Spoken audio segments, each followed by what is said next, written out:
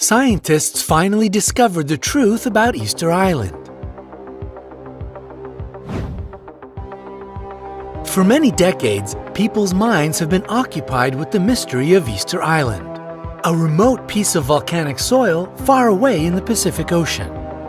But our planet hosts thousands of such lonely islands. What is so particular about this one?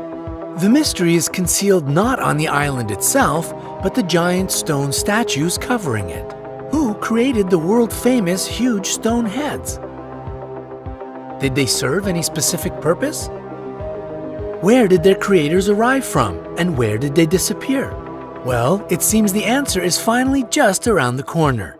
Watch this video and satisfy your curiosity, learning all the truth about Easter Island. Remember to give us thumbs up. We work to make your life brighter. What do we know about the island itself?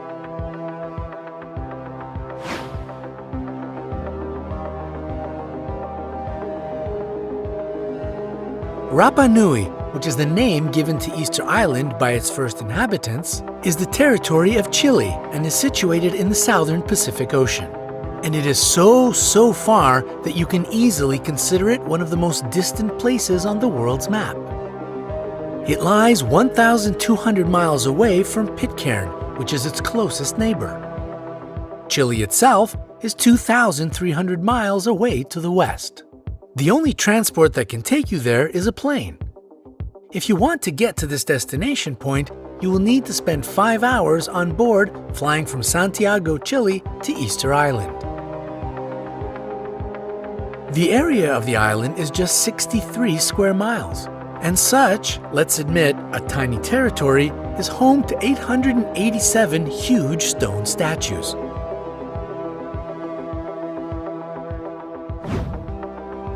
Here are some interesting facts you might not know about them. The statues carry the name Moai. They started to be carved at some point between the 13th and 15th centuries. Rapa Nui statues are easily recognized thanks to their peculiar faces. They have long noses, wide chins, rectangular ears, heavy brows, and deeply set eyes. It is quite curious that the nostrils curl in the way fishhooks do. Firstly, people thought that the statues were made up only by their heads. But surprisingly, it turned out that there are full bodies that are attached to the heads. It was discovered during excavations in May 2012. The bodies were just hidden underground.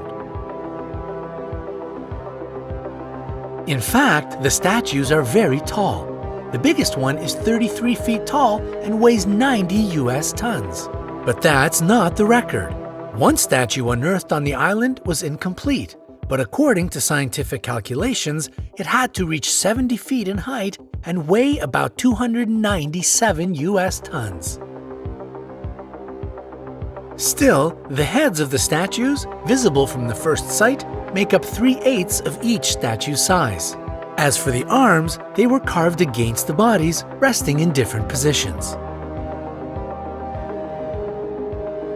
Most statues, 834 out of 887, were carved from the material called tuff, which is, in fact, compressed volcanic ash. Curiously, all the statues except one group face inland. It means their backs are turned to the ocean. Perhaps the reason for that was the belief that the statues were the protectors of the villagers. That's why they overlooked the settlement.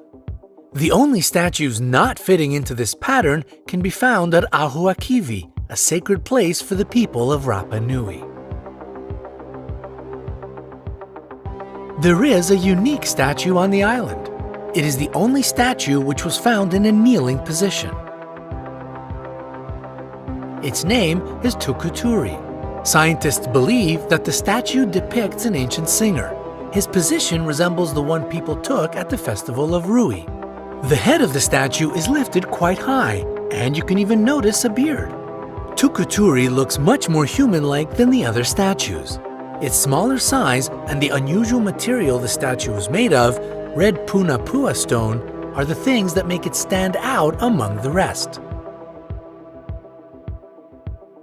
All these facts are quite intriguing, right? Keep watching. There are several mysteries to unravel. People keep wondering how the statues of such huge weight have been distributed all around the island. What is more, when Europeans first arrived at the island in 1722, they found a small local population, just between 1,500 and 3,000 people. How could it correlate with the hundreds of statues on the island? Surely there had been numerous theories about how the statues had been moved. One of the most popular ones among the lovers of mysteries was the belief that the statues had been created and moved by aliens. But even if you like this theory, we are sorry to debunk it. The stone the statues were built from originates from the island itself. The birthplace of most of the material was an extinct volcano situated in the northeast of Easter Island and not another planet. The mystery surrounding the way Rapa Nui people could move the statues challenged the researchers, not letting them back off. In the 80s, some of them decided to recreate a statue and check the possibility of moving it around. They were to use only the tools that could be available for the Aborigines. It seemed impossible to do. But a bit later, an American archaeologist succeeded in moving a 10 US ton copy. Several decades passed, and another group of American scientists proved that the islanders could tie ropes encircling the huge statues and move them with a walking motion. They backed up their theory with practice, moving a full-size replica for 330 feet using this method. Actually, their idea can explain why Rapa Nui folklore states that the statues were walking with the help of magic. It explains the way the statues were transported to their designated places. But what about the remaining question? How could a handful of inhabitants create such magnificent and numerous monuments? A new study has been conducted recently to specify the maximum number of the inhabitants in the heyday of the island's civilization. The results arrived and they were quite unexpected. It turned out that as many as 17,500 people could comfortably live on the island. At least 19% of the land could be covered with the fields of sweet potatoes that used to be the main source of food for the population. What is more, the islanders consumed quite a lot of seafood and fish. So, knowing these numbers, you can see that there were enough people to create the stone masterpieces. But what happened to them? Why did they disappear? At first, it was believed that the reason for such a decrease of the population was an ecocide. The natives cut out large forests and palm trees, making spare room for moving the statues around as well as agriculture. They thought the trees were going to grow back fast enough. It was a misleading concept. The deterioration of the environment resulted in hunger, and this, in turn, led to wars and cannibalism. Nowadays, however, such a theory has been proven wrong. First of all, Rapa Nui inhabitants seem to be very talented agricultural engineers. They deliberately fertilized the fields with the volcanic rock. In fact, another research has shown that people had been living on the island for many centuries, and the population only started to decrease when Europeans began visiting. So, a much more realistic explanation is also very tragic. South American raids in the pursuit of slaves frequented the island throughout the 19th century. Half of the Aborigines were taken away. What is more, European traders brought to the island new diseases, which the locals hadn't been protected from, and introduced enforced migration.